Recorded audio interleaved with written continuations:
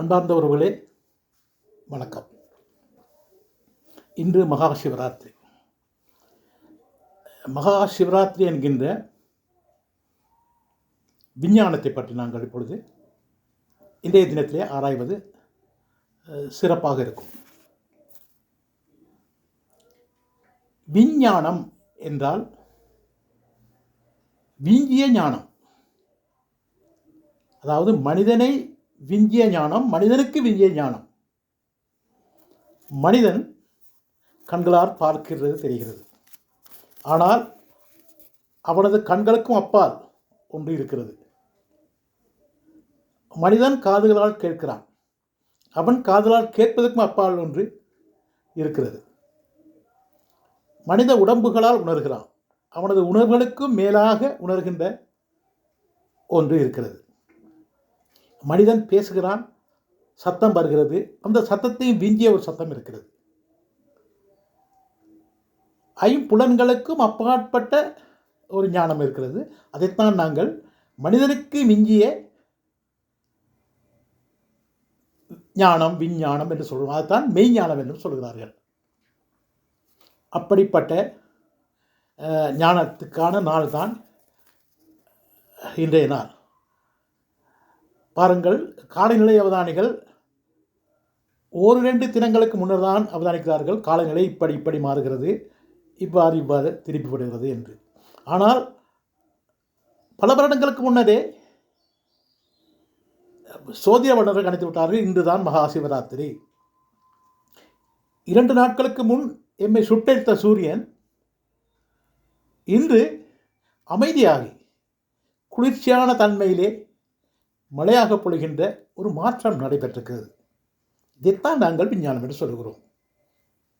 அந்த கணிக்கப்பட்ட அந்த மகா சிவராத்திரி என்பது ஞானங்களுக்கெல்லாம் ஞானமாக, விஞ்சிய ஞானமாக இருக்கிறது தான் அந்த விஞ்ஞானம் என்று நான் சொல்ல வருகிறேன்.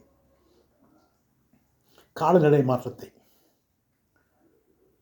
இன்று பலவிதமான பல உபகருத்துக்கள் சொல்கிறார்கள். ஒன்று, இன்றுதான் சிவன் சக்தியோடு திருமணம் முடித்து 2 கடந்த நாள். அதாவது சிவமும் சக்தியும் பொதுவாக விஞ்ஞானத்தை சொல்கிறார்கள், நெகட்டிவ் அண்ட் பாசிட்டிவ் என்கின்ற 2 கலக்கின்ற பொழுதுதான் அங்கே சக்தி பிறக்கிறது. ஆகவே இந்த 2ம் கலக்கின்ற, இந்த பூமிக்கு உலகத்துக்கு கலக்கின்ற ஒரு மகத்தான நாள். இதிலே சக்தி, மகா சக்தி என்கின்ற ஒரு சிறப்பு சக்தி இந்த பூமிக்கு கிடைக்கிறது. இந்த பூமிக்கு கிடைக்கின்ற இந்த மகா சக்தியை மனிதர்கள் பெற்றுக்கொள்வதாக இருந்தால், இன்று சிவனுக்கு அவர்கள் விரதம் இருந்து பக்தியோடு இருக்கின்ற பொழுது அந்த சக்திகள் வரும் என்பதுதான் அங்கே விஞ்ஞானத்திலே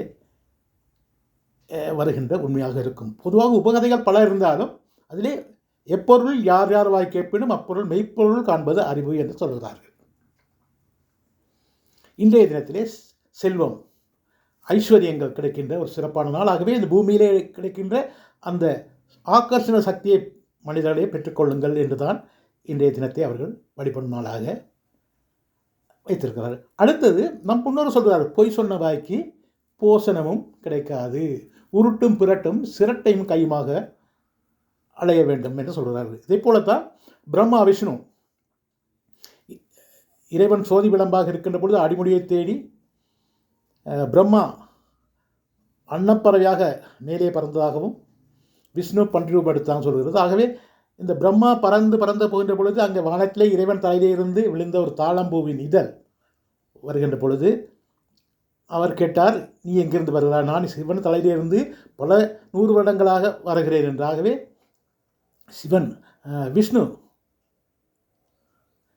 மன்னிக்க வேண்டும், பிரம்மா அந்த தாளம்பூட சொன்னார், இல்லை, நான் அங்கே சிவனிடம் வந்து இதை பிடிங்கதாக நீ பொய் சொல்ல வேண்டும் என்று இறைவனுக்கு சாட்சி சொன்னதாகவே இறைவன் வெகுண்டெழுந்து, அந்த பொய் சொன்னதால் உனக்கு இந்த பூலோகத்திலே ஆலயங்கள் இல்லை, அதே போலத்தான் தாளம்பூ, நீ பொய் சொன்னதால் உனக்கு பூசைக்கு உதவாத பூ என்று சொல். இதிலே என்ன இருக்கிறது?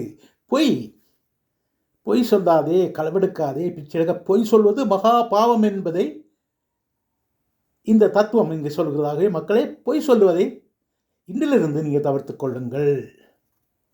கடவுளை நம்பினோர் கைவிடப்படார். ஒரு வில்ல மரத்திலே சிங்கத்துக்கு பயந்த வேடன் அங்கே போய் இருந்து இரவு முழுவதாக கண்விழித்து அந்த வில்லிலே போடுகிறான். மறுநாள் ஒரு சிவலிங்கத்தை காணுவதால் அந்த சிவலிங்கம் காத்தது. ஆகவே நம்பினோர் கைவிடப்படார் என்ற தத்துவத்தை இங்கே சொல்வதாகவே தான் இறைவன் எங்கும் எவையும் எரியும் நீர் போலே தங்கும் அவன் தானே தனிமல் எங்கும் இருக்கிறான், எல்லா இடத்திலும் இருக்கிறான். ஆகவே நம்பினர்களுக்கு நம்பிக்கை, ட்ரஸ்ட், நம்பிக்கையே கடவுள் என்று சொல்கிறார். ஆகவே நம்பினவர்களை அவன் எப்பயும் காப்பான் என்று சொல்லி இந்த மகா சிவராத்திரி தினத்திலே இன்று புவிக்கு ஒரு வித்தியாசமான ஆக்கர்ஷண சக்தி கிடைக்கிறது.